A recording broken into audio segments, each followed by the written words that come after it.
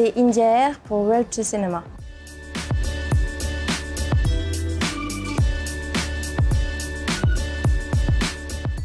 India Air, bonjour, quel bonheur de te rencontrer ici au Festival de Cannes. En 2016, les festivaliers te découvrent pour Rester vertical aux côtés de Damien Bonnard et de Laure Calamy.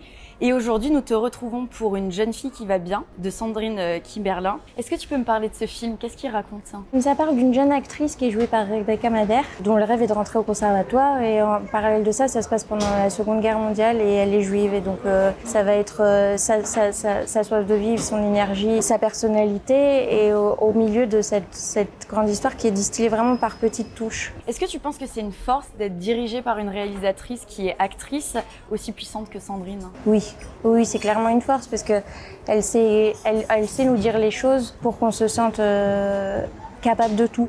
Parce qu'elle nous donne tellement d'amour. Parfois, on peut être un peu submergé par ça et se dire « Ouh là là, faut que je sois à la hauteur », alors qu'elle nous porte. Et il s'est passé comment le tournage? Comme ça, elle fédère vraiment. On était tous heureux d'être là et on avait conscience de l'importance du film pour elle, du film aussi pour ce qu'il raconte. Donc il y avait beaucoup de joie et on était aussi très concentrés. En plus, on sortait juste du Covid, donc on avait vraiment une joie de retrouver les plateaux. Hier, le film a été présenté pour la première fois en public et tu m'as confié tout à l'heure hors caméra que c'était un moment de forte émotion. Oui, parce qu'on était plusieurs de l'équipe à ne pas avoir vu le film, donc on le découvrait et c'est toujours très impressionnant de le découvrir avec le public en fait. Et à la fin, c'était comme un temps suspendu, quoi. Il y a vraiment eu beaucoup d'applaudissements et on savourait juste le fait d'avoir pu découvrir ce film tous ensemble, c'était très fort, ouais. Alors, nommé au César du meilleur espoir féminin pour Poisson Sexe, personnage iconique dans le dernier film de Quentin Dupieux, Mandibule, et aujourd'hui à Cannes pour Une jeune fille qui va bien. Cette année 2021 a été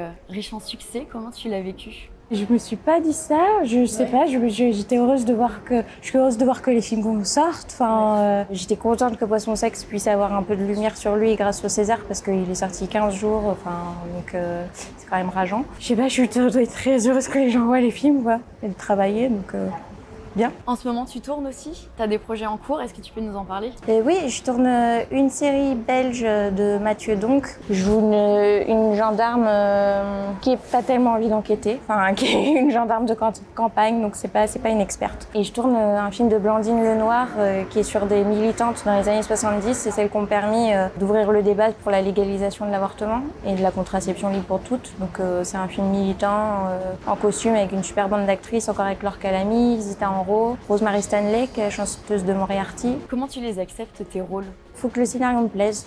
Ça m'embête pas d'avoir un rôle petit ou grand. C'est pas quelque chose qui me fait choisir un film, ça va vraiment être le scénario. Parce que j'adore lire des scénarios, donc j'en lis plein et je me projette très facilement. Souvent, je suis complètement à côté de la plaque quand je vois le film quand il sort, mais il faut qu'il ait une nécessité, vraiment quelque chose qui pousse le réalisateur. Souvent c'est des films d'auteur, donc c'est les réalisateurs qui les ont écrits aussi, et pour moi c'est très important. Quel conseil tu aurais à donner à une jeune comédienne qui voudrait se lancer? Je dirais de faire un lycée avec une option théâtre, ensuite un conservatoire de région et après tenter une grande école. Et c'est comme ça que j'ai rencontré mon agent et c'est comme ça que je me suis mise à travailler en fait. Faire du cinéma, ça a toujours été une envie? Ah non, jamais. Moi je voulais faire du théâtre, j'avais pas conscience que c'était possible, je ne savais pas par quel endroit rentrer dans le cinéma. J'étais dans une ville de province, non, j'avais pas du tout pensé à ça. Mais je pense que c'est bien aussi pour des jeunes actrices d'avoir de l'ambition aussi. Hein. Moi j'en avais dans le théâtre, mais pas pour le cinéma. Donc maintenant j'en ai pour le cinéma. Mais... India, merci beaucoup pour cet échange. Avant de te quitter et qu'on se retrouve tous sur la croisette, est-ce qu'il y a un film que tu voudrais voir absolument lors de cette sélection? J'aurais vraiment aimé voir le Léos Carax.